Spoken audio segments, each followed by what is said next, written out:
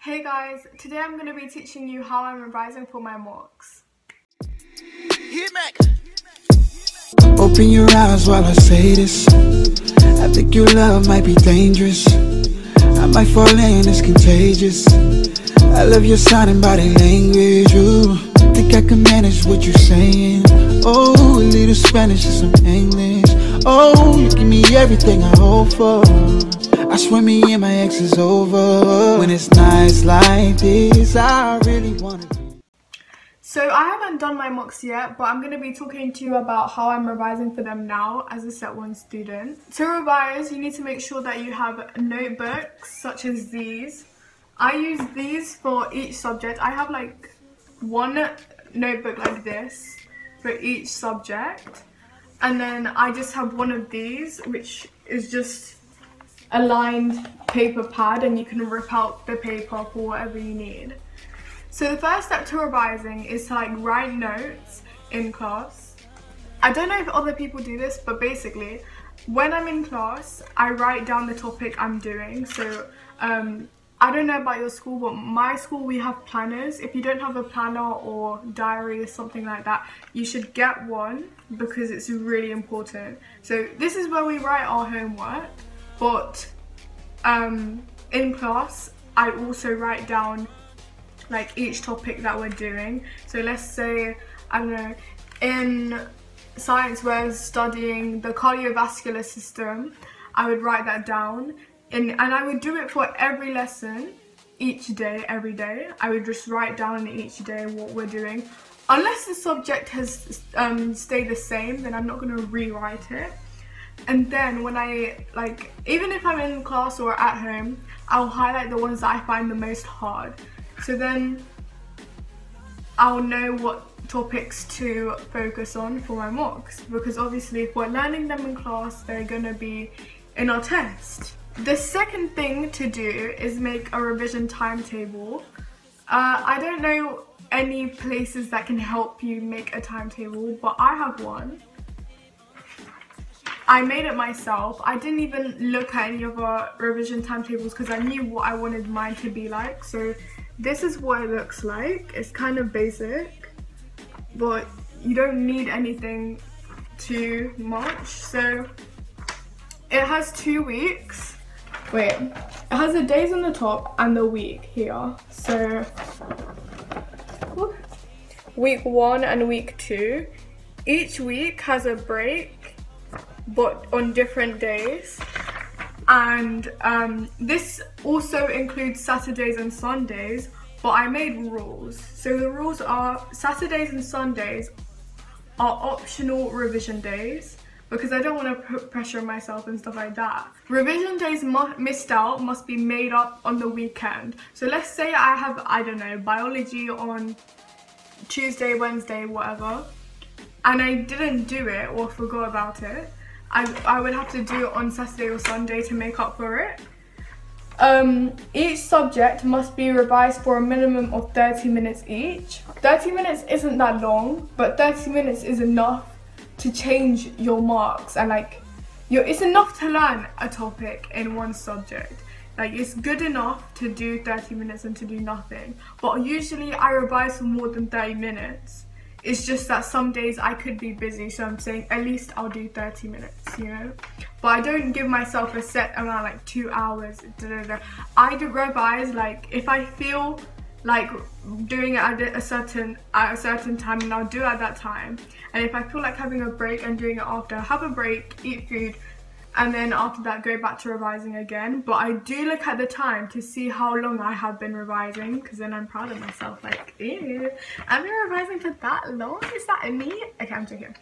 But yeah, so I just wrote down at the bottom the material learned per fortnight. So let's say I just did revise 30 minutes, because this was just if I revise for 30 minutes, then per fortnight I would be learning biology for 1 hour, Spanish for 1 hour, history for 1 hour, English language for 30 minutes, physics for 1 hour, chemistry for 1 hour, English literature for 30 minutes, and maths for 1 hour. But this is including weekends though. Usually I just do it for 1 hour. It just depends on what homework I have due and how much time I have, how I feel, etc. But on average I do like 1 hour and a half. But recently, in this holiday, I've actually been doing a lot, like 2 hours, 3 hours. So the next thing you should do is ask your teachers for what topics are going to be in the mocks. So this is an example. This is for maths and paper 1, paper 2, paper 3. These are all the subjects, and basically the subjects with a star next to them we have not learned. And my maths teacher was kind enough to do this for us. We've asked some other teachers what's going to be in the test, but some of the teachers don't know yet, so that's fine. They're probably going to find out later because my mocks are in June. They're starting June 18th. We haven't even got a timetable yet, but I am a bit scared. It's really good to have the topics that are going to be in your mocks so that you can highlight them as you go through and study them. When properly revising, you actually need to get books. So these are the books that I have. These aren't all of them, but these are just my biology and chemistry books. Almost all my books are CGP books. I love CGP books. I'm not saying you have to get these, but just make sure that you get one that is for your exam board. Except for maths, because maths is going to be the same anyway. Like, maths is always going to be the same, and some exam boards have more content than others when it comes to revision books for maths. So yeah, because I have an Edexcel maths book and it's thicker, because these are quite thin and maths is a really big subject. 3 papers as well. So I got a different one. Like, wait, let me show you. But it was thanks to my mom, because she was literally like, no, maths is actually a big subject, you need it. And I was just like, no, I don't want that book. But I did get it, and I'm actually really glad that I did get it, because these are really good. These are really good. But I think they have thick ones like this for AQA, but just not by CGP. So I don't know. But just get a revision book. But ask your school for help when it comes. Some schools sell revision books. My school started selling revision books like recently, and I got mine like last year. So it's just like, they were even selling flashcards.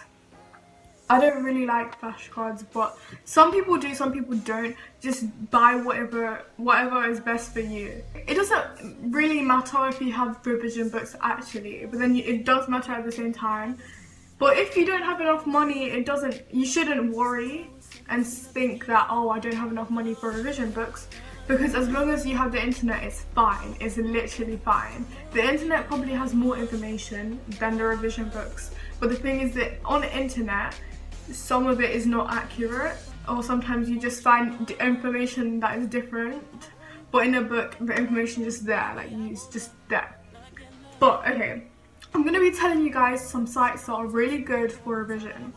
The #1 site, which I'm sure everyone knows, is BBC Bitesize, and it might seem a bit overrated, but it's not. It's really not. I'm probably going to show you guys me using it right now. I don't know. And BBC Bitesize is good for every subject, like all the range.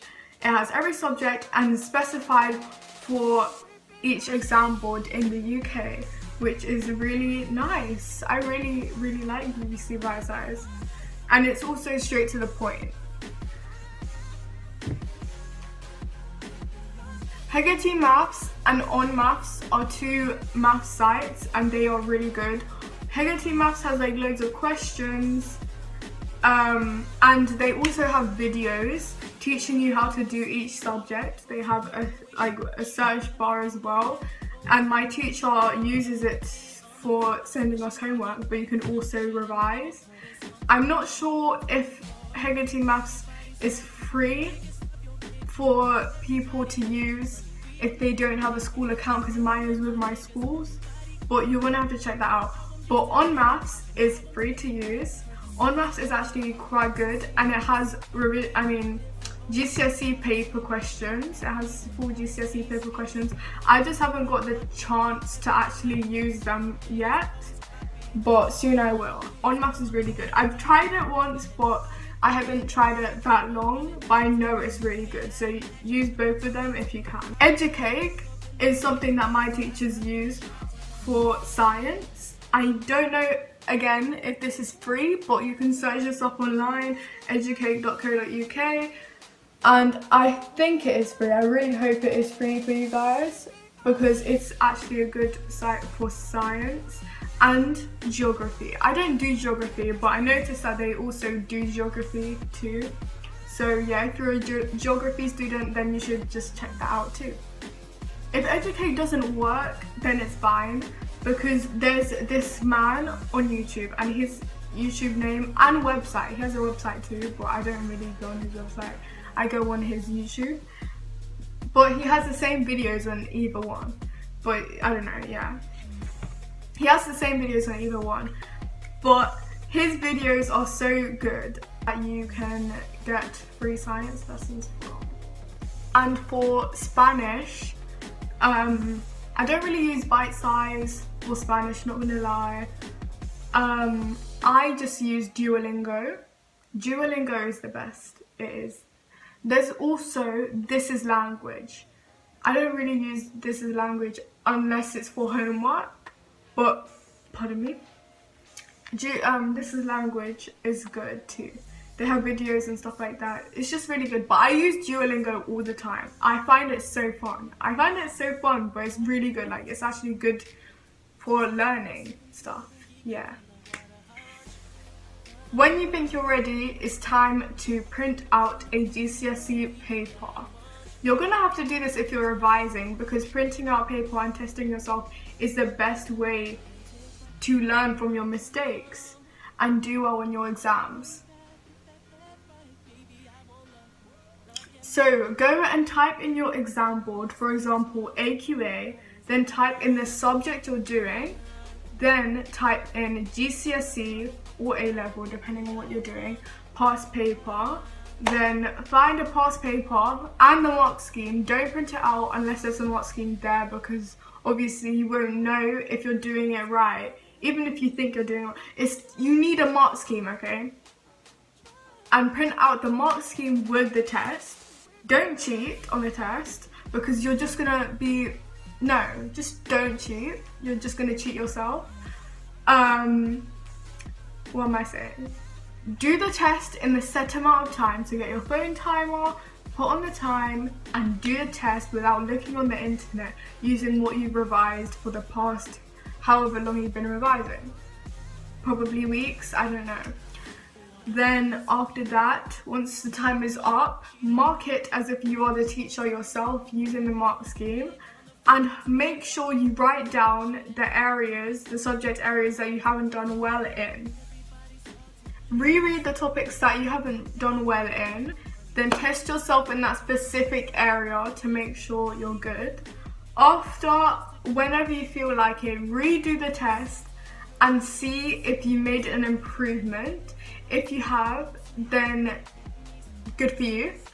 If you haven't, then you'd have to revise again, but I really doubt that if you redo it and you revise properly, you will fail again.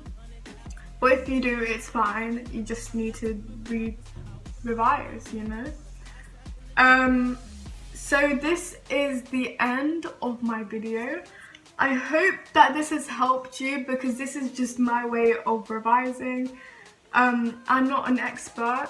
I haven't even done my mocks yet. I'm a bit scared. I'm really scared even for my mocks. So yeah, I hope you wish good luck to me for my mocks, because I am scared. Thank you for watching this video. I really appreciate it if you stuck to the end without skipping. If you're new to my channel, please subscribe to my channel, and also follow me on any social medias, Snapchat and Instagram, and Facebook and Twitter, which I don't really use but I still have. yeah, thank you for watching. Bye. I can be needy.